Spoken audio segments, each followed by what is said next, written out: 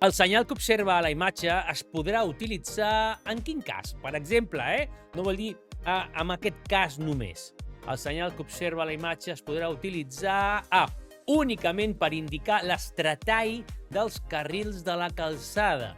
Home, per indicar l'estretall dels carrils de la calçada es podria utilitzar, però només per això. Continuem llegint.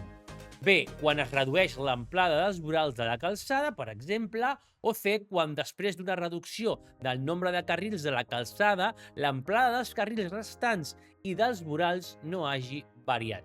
No. Sí que ha variat, perquè ara és més estret. És un estretall. Però què? Únicament per indicar l'estretall dels carrils? Només per això?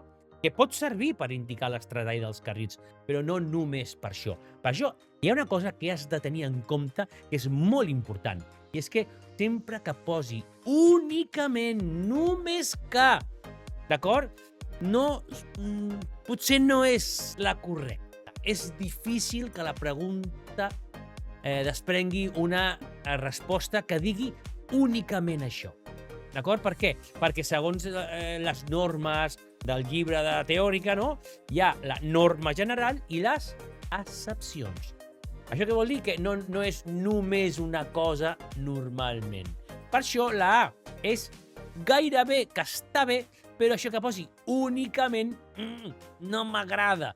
La B diu quan es redueixi l'amplada dels vorals de la calçada, sí. És a dir, a mi la B em resulta que és la correcta. I és que, de fet, podria ser per indicar l'estretall dels carrils de la calçada o quan es redueix l'amplada dels vorals de la calçada. Veus? Sí, però no únicament per indicar l'estretall. L'entens, la pregunta, o no? Entens la resposta? Si no ho entens, posa-ho a comentaris.